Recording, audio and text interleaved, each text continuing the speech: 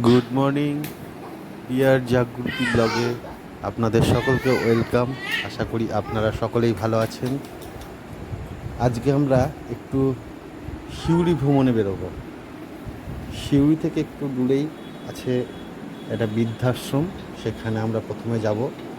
সেখান থেকে আমরা পাথর চাপুরি যাব এবং নেক্সট আজকে আমরা বক্রেশ্বর যাব। বাড়িতে দুদিন রিটার্ন এসে আবার আমরা বিকালে মেসেঞ্জার যাওয়ার যাব। প্রোগ্রাম আছে, সবই আপনাদেরকে দেখাবো। এই যে আমাদের খুব কাছে দেবী রানী পুচকুকে নিয়ে আমরা এখন যাব। ওর শরীরটা যদি বেলাতে খারাপ, একটু ঠান্ডা লেগেছে।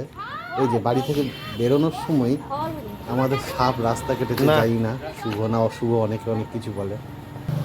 আমরা বেরোনোর সময় আপনারা বোধহয় লক্ষ্য করেছেন একটা সাপ রাস্তা কেটে গেল। আমরা সব রেডি হয়ে গাড়িতে চাপছি, এই বেরোবো। একদম গাড়ির এসিটা চলছে বলে একটু ঢাকা ঢুকো দেওয়া হয়েছে ওকে, যাতে ঠান্ডাটা খুব বেশি না লাগে। আমরা এই যে যাচ্ছি, এই যে আমাদের বড় খেপি, আমরা সবাই মিলে বেরিয়ে পড়েছি রাস্তায়। ভীষণ গরম, তারই মধ্যে আমরা বেরিয়ে গেছি পুচকুকে নিয়ে। ও তো বেশ এনজয় করছে, ভালোই এনজয় করতে করতে যাচ্ছে। নাচ গান সবই চলছে। এই যে দিদির সঙ্গে এখন মারপিট চলছে, দিদির চুল টানাটানি চলছে, সর্দি ভাই চুল টানছে, খুব দুষ্টুমি করছিল।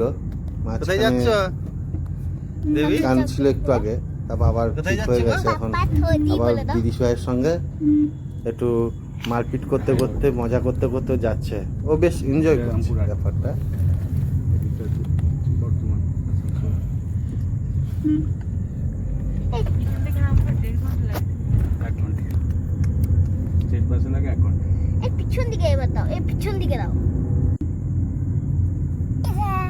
কি হয়েছে দেবী রানী, কি হয়েছে, কি হয়েছে গো দেবী? আমরা চলে এসেছি বৃদ্ধাশ্রমে। আই দুষ্টু, আমার ভাগ্নির জন্মদিন ছিল, তাই বৃদ্ধাশ্রমে যে মায়েরা খুঁজে পাচ্ছে না, সারাক্ষণ যিনি এই বৃদ্ধাশ্রমে কিছুতেই এই মাদের দেখাশোনা করেন, ওনাকে আমার তরফ থেকে সেলুট, অসংখ্য অসংখ্য কুর্নিশ ওনার প্রতি আমার আমি জানাচ্ছি ওনাকে। এত মহৎ একটা কাজ উনি করছেন, আমি ভাষায় প্রকাশ করে বোঝাতে পারবো না। এবং এখানকার যে মায়েরা আছেন এত ভালো যে আপনারা না এলে না দেখলে বুঝতে পারবেন না। সত্যি এখানকার মায়েরাও ভালো। আমার মেয়েটা গরম লাগছিল, তাই ওনারা হাওয়া করে দিচ্ছেন। ভীষণ ভালো, ভীষণ ভালো। আবার বলি, যিনি এই দায়িত্বে আছেন, যে মা এই মাদের দেখাশোনা করেন, উনি একজন, আমি যতটা শুনেছি ওনার সম্পর্কে খুব বেশি জানি না, উনি একজন কনস্টেবল। বাট যে কাজটা উনি করছেন এটা অনেক বড় মনের মানুষ না হলে এটা করা সম্ভব না। এই যে আমার মেয়েকে নিয়ে ওনারা অনেক হাসি ঠাট্টা করলেন, ওনারা কোলে নিলেন, আশীর্বাদ করলেন। এবং আমি তো এখানে আবার আসবই। ওনারা খুব জোর করছিলেন খাওয়ার জন্য, আমাদেরকে বলছিলেন এখানে খাওয়া দাওয়া করে যেতে, কিন্তু আমাদের প্রোগ্রামটা একটু অন্যরকম ছিল, তাই আমরা বেরিয়ে গেছিলাম। তবে অবশ্যই অবশ্যই এখানে আসবো, ওনাদের সঙ্গে আমি একটা দিন সময় কাটিয়ে যাব, এটা আমি কথা দিয়ে এসেছি। সত্যি মানে আমি বলে বোঝাতে পারবো না। ছবি দিই, যিনি দেখাশোনা করেন, ওনাকে আমার তরফ থেকে অনেক অনেক প্রণাম, ওনাকে সেলুট জানাই, অনেক অনেক ধন্যবাদ এই মায়েদের দেখাশোনা করার জন্য। আমরাও আছি আপনার পাশে, আমি আসবো আপনার কাছে আবার, এটা আমি বলেই এসেছি ওখানে। এখান থেকে এবার আমরা বেরিয়ে যাচ্ছি, আবার আসবো এখানে ফিরে। আমরা এবার যাচ্ছি পাথর চাবড়ি দেখতে। আমার মনটা একটু খারাপ হয়ে গেছিলো এই মাদের সঙ্গে কথা বলে, দেখাশোনা ওনাদের সঙ্গে কথাবার্তা বলার পরে। মানে আমি একটু আপসেট হয়ে পড়েছিলাম, কিছু কী করব মানে আমি খুঁজে পাচ্ছিলাম না। মানে সত্যি আমার খুব খারাপ লাগছিল। এরকম যেন কোনো মাকে দেখতে না হয়। তবে যে মানুষগুলো করছে ওনাদের জন্য, সত্যি মানে আমি বলে বোঝাতে পারবো না, ভাষায় প্রকাশ করে বোঝাতে পারবো না। মানে আমি মন থেকে ভীষণভাবে ওনাদেরকে সাপোর্ট করছি এবং অন্যভাবে আমি সাপোর্ট করবো, ওনাদের পাশে থাকবো।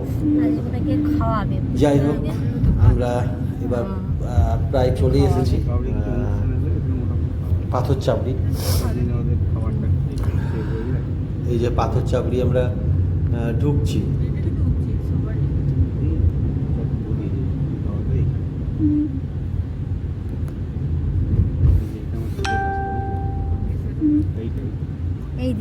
দুঃখের বিষয় পাথর চাপড়ির গেট এখন বন্ধ আছে। আমরা এখানে কথাবার্তা বললাম, যা শুনলাম এটা 12:30 পাথর চাপড়ি এবং চলে রাতে এসেছি, অনেকক্ষণ খোলা কিন্তু থাকে। আমাদের তো আমরা পুচকুসোনা সঙ্গে ঘুমিয়ে সঙ্গে গেছে, এখানে ওয়েট না করে আমরা এই যে ঘুমাচ্ছে। বেরিয়ে যাওয়ার সিদ্ধান্ত নিয়েছি। বক্রেশ্বর থেকে ফেরার পর দুঃখের বিষয় পাথর চাপড়ির গেট বন্ধ, 12:30টার সময় খুলবে, এটাই আমরা জানতে পারলাম ওখানকার স্থানীয় লোকের কাছ থেকে। তো আমরা ডিসিশনটা একটু চেঞ্জ করে আমরা সঙ্গে সঙ্গে ওখান থেকে বেরিয়ে যাই বক্রেশ্বর থেকে ঘুরে আসার পথে, এই পথেই আসতে হবে, তাই বক্রেশ্বর থেকে আসার পথে আমরা আবার এখানেই আসবো, এখানে দর্শন করে তারপর আমরা যাব। আমরা পৌঁছে গেছি বক্রেশ্বরে এসে ভীষণ গরম, তারপর আবার যেতে বলেছে সবাইকে গরম জল দেখতে। তা আমরা এখন যাচ্ছি সেই গরম জল দেখতে। এই যে গরম জলের ঘাট, আমি অনেক ছোটোতে একবার গেছিলাম, আমার ঠিক মনে নেই, তবে তখন টিকিটের ব্যবস্থা বা এত এই রকম সাজানো গোছানো ছিল না। এখন গরম জলের ঘাটে যেতে গেলে বা ওখানে গেলে 5 টাকা করে টিকিট লাগে। তো আমরা টিকিট কেটে প্রবেশ করেছি। এই যে আমরা যাচ্ছি ওখানে গরম জল দেখতে। এখন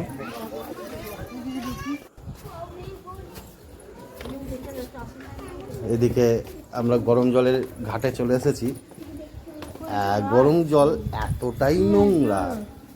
এতটাই নোংরা যে বলে বোঝাতে পারবো না, মানে কীভাবে স্নান করে আমি জানি না, মানে কি বলবো। এই যে দেখুন, আপনারাই দেখুন, এবং মানে ভীষণ নোংরা। এখানে যদি আমরা হাতে একটু নিয়ে আমরা গায়ে হাতে ছেটাই, সবাই বললো যে একটু ছিটিয়ে নিতে, আমরা ছিটিয়ে নিয়েছি, তাতেই যেন মনে হচ্ছে গা দিয়ে গন্ধ ছাড়ছে। তো এখানে স্নান করলে কি হবে আমি জানি না। শীতকালে অবশ্য স্নান করলে ভালো লাগবে, কারণ তখন গায়ে জলটা লাগবে না অতটা গরম, কিন্তু এখন জলটা এতটাই গরম লাগছে যে ছাল উঠে যাবে এরকম মনে হচ্ছে, এতটাই গরম। প্রথমত গরম, রোদের তাপ, তারপরে আবার এরকম অবস্থা। এই আমরা একটু গায়ে ছিটিয়ে নিয়ে আমরা এখান থেকে বেরিয়ে যাই। আর প্রচণ্ড একটা, যেহেতু এই গরম জলটা তো আপনারা অনেকেই জানেন, মিথেন গ্যাসের মাধ্যমে এই গরম জলটা হয়। ওইদিকে একটা মিথেন গ্যাস আছে যেটা লিক করে ওখান থেকে এই গরম জলটা হয়। তো সেই গ্যাসের এমনি একটা গন্ধ আছে, যে কারণে জলটাতেও একটা গন্ধ ওঠে। এই যে এইগুলো ওই ঠিক কুণ্ডগুলো আছে যেগুলোতে গরম জল হচ্ছে, মানে যে গ্যাসটার মাধ্যমে গরম হচ্ছে, যে আপনারা বুঝতে পারছেন কিনা এনা ক্যামেরাতে দেখুন জলটা ফুটছে। আমি যতটা ভালোভাবে দেখানোর চেষ্টা করছি, আপনারা দেখতে পাচ্ছেন কিনা জানি না। এই যে ফুটছে জলটা, জল ফুটছে এখানে। এই জলটাই বাইপাস হয়ে ওদিকে নিয়ে যাওয়া হচ্ছে এবং অনেকে স্নান টান করছে। আমরা এখানে আরেকটা আছে, এখানেও দেখে নিলাম, এখানেও গরম জল ফুটছে। ওই যে না চাল ফেলেছে সাদা হয়ে গেছে, এই যে জল ফুটছে, বুঝতে পারছেন। আমরা এখান থেকে এবার মন্দিরে গিয়ে ঢুকছি। এখানে প্রথমে আমরা দুর্গা মন্দির আছে, এখানে ঢোকার মধ্যেই একটা দুর্গা মন্দির পড়ে, সেখানে দর্শন করে তারপর বক্রেশ্বর যে শিব মন্দির আছে সেই শিব মন্দিরে প্রবেশ করব। এখন এই দুর্গা মন্দির প্রণাম করে আমরা বক্রেশ্বরের যে শিব মন্দির সেখানে আমরা যাব।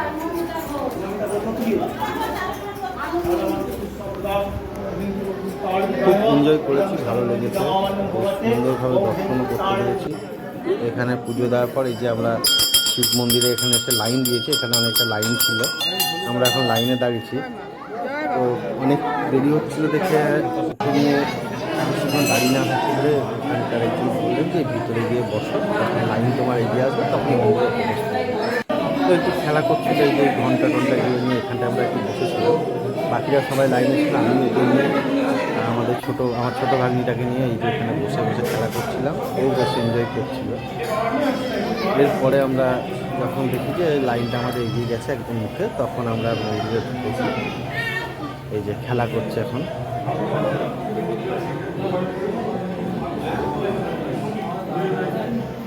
এখানে কিছুক্ষণ খেলাধুলা করার পরে আমরা মন্দিরে প্রবেশ করি।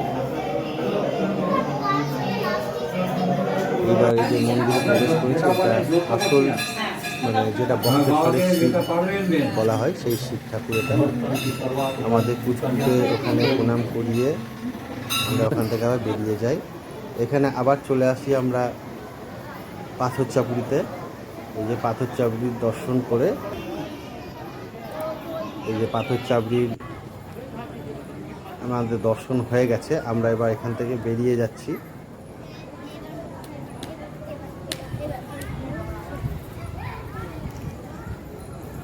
আজকের চলো এবার বাড়ি যাও, চলো আবার বিকালে প্রোগ্রাম বিকালে হবে। Tata bye, good night. বিকালে আবার যেতে হবে তো নাকি? দেখা হবে আগামীকাল।